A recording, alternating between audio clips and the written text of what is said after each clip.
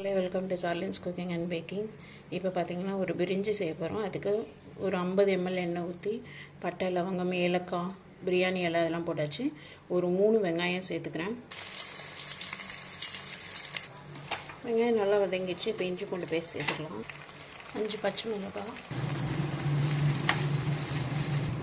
தக்காளி நல்லா வதங்கிடுச்சு. இப்போ காய் சேர்த்துக்கலாம். ஒரு கேரட்டு, ஒரு 10 பீன்ஸ் இந்த மாதிரி நீளமாகிட்டே இருக்கேன், அதை சேர்த்துக்கிறேன். 2 பெரிய உருளைக்கிழங்கு, அப்புறம் கொஞ்சம் டபுள் பீன்ஸும் பச்சை பட்டாணி, ரெண்டுமே பச்சை, அப்படியே சேர்த்துக்கலாம். சேர்த்து அதை நல்லா கிண்டி விட்டுடலாம். 4 ஸ்பூன் மிளகாத்தூள், 1 ஸ்பூன் மஞ்சள்தூள், 1 ஸ்பூன் கரம் மசாலா,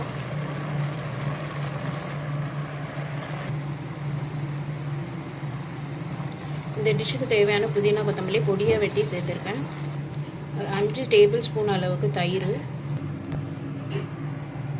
ஒரு எலுமிச்சை பழத்தை ஸ்க்வீஸ் பண்ணி விட்டுடலாம்.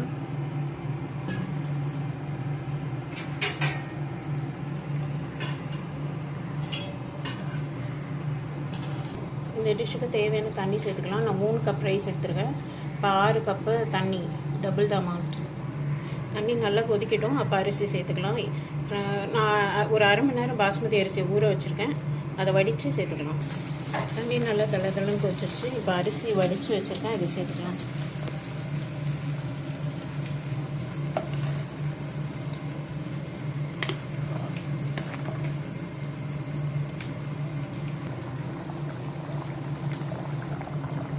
இந்த சைடு தம் போடுறதுக்காக ஒரு தோசைக்கல் சூட் பண்ணி வச்சுருக்கேன். ரைஸ் நல்லா மேலே வந்துடுச்சு, தண்ணி அளவு கம்மியாயிடுச்சு.